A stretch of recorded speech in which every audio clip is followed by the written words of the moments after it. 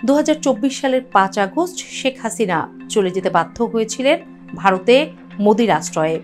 হাসিনার বিরুদ্ধে অনেক অভিযোগের মধ্যে একটি ছিল জিডিপিকে ফুলিয়ে ফাঁপিয়ে দেখানো।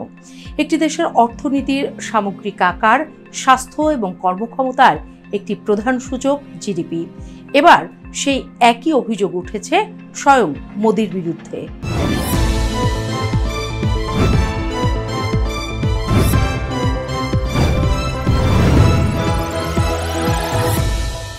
বিবিসি বলছে, চলতি অর্থ বছরের প্রথম 3 মাসে ভারতের জিডিপি 8.2% বেড়েছে বলে দাবি করেছিল মোদির কেন্দ্রীয় সরকার।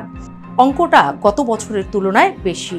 সরকারি তথ্য অনুযায়ী গত বছরের দ্বিতীয় ত্রৈমাসিকে ভারতের প্রকৃত জিডিপি ছিল 5.6%, কিন্তু ইন্টারন্যাশনাল মনিটারি ফান্ড বা IMF আন্তর্জাতিক মুদ্রা তহবিল বলছে একদম ভিন্ন কথা। সম্প্রতি এক প্রতিবেদনে ভারতের জিডিপি এবং ন্যাশনাল অ্যাকাউন্টস স্ট্যাটিস্টিক্সের গুণগত সি গ্রেডে গিয়ে দাঁড়িয়েছে।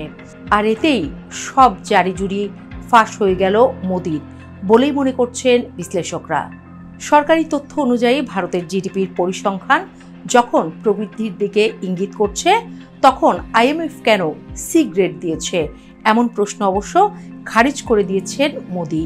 তার মতে তার সরকারের দেয়া পরিসংখ্যানে কোনো গলদ নেই। যদিও সরকারের বক্তব্যের উপর মোটেও ভরসা করতে পারছেন না কংগ্রেস সহ ভারতের বিরোধী রাজনৈতিক দলগুলো। এ নিয়ে তীব্র প্রতিবাদ জানাচ্ছেন তারা। সবচেয়ে বড় সমালোচনা করছে গণমাধ্যমগুলো। NDTVর অর্থনীতি বিশ্লেষণ বলছে, IMF এর সি গ্রেড একটা সাধারণ সতর্কবার্তা নয়, বরং ভারতের বর্তমান পরিসংখ্যান ব্যবস্থার উপর আস্থাহীনতার প্রকাশ। দ্য হিন্দু সরাসরি লিখেছে, গত বেশ কয়েক বছর ধরে ভারতের জাতীয় হিসাব ব্যবস্থার উপর একটা পর্দা টানার চেষ্টা হয়েছে। IMF সেই পর্দাটাই টেনে খুলে দিয়েছে। স্ক্রলের রাজনৈতিক বিশ্লেষণে বলা হয়েছে, মোদি সরকারের প্রবৃদ্ধির গল্পটা যত ঝকঝকে দেখানো হোক, ডেটা স্বচ্ছতার অভাব পুরো বয়ানটাকেই প্রশ্নবিদ্ধ করেছে। বিশেষ করে ইনফরমাল সেক্টরের বাস্তব আয়, শ্রমবাজারের সংকট, গ্রামাঞ্চলের ভোগ্য ব্যয়ের কমতি, এসব জায়গায় মোদি সরকারের অর্থনৈতিক চমক এর সাথে মিলছে না। এদিকে কংগ্রেস এই রিপোর্টকে রাজনৈতিকভাবে হাতিয়ার বানিয়েছে। জয়রাম রমেশ সরাসরি বলেছেন, আমরা বহুদিন ধরে বলছিলাম মোদি সরকার জিডিপিকে রাজনৈতিক যন্ত্রে পরিণত করেছে। IMF এবার সেই কথাই প্রমাণ করে দিল। গণমাধ্যমের একাংশ বলছে, কেন্দ্রীয় পরিসংখ্যান দপ্তর NSO বিগত বছরগুলোতে অভিজ্ঞ পরিসংখ্যানবিদদের কাছ থেকে সরিয়ে দেওয়া হয়েছে। রাজনৈতিকভাবে অনুগত লোক নিয়োগ বাড়ানো হয়েছে। অনেকেই মনে করছেন এই প্রক্রিয়াগত পরিবর্তনই এখন ভারতের পরিসংখ্যান ব্যবস্থার উপর আন্তর্জাতিক আস্থা কমিয়ে দিয়েছে।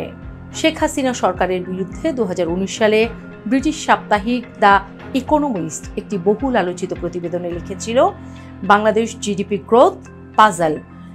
সেখানে বলা হয়, বাংলাদেশের প্রবৃদ্ধি যেভাবে লাফিয়ে উঠছে, সেই একই সময়ে প্রাইভেট ইনভেস্টমেন্ট স্থবির, রপ্তানি আয় সীমিত এবং ব্যাংকিং খাতে অনিয়ম, খেলাপি ঋণ এবং পুঁজি খাতের দুর্বলতা, এই 3টি খাতে সংকট একসঙ্গে বেড়ে যাচ্ছিল।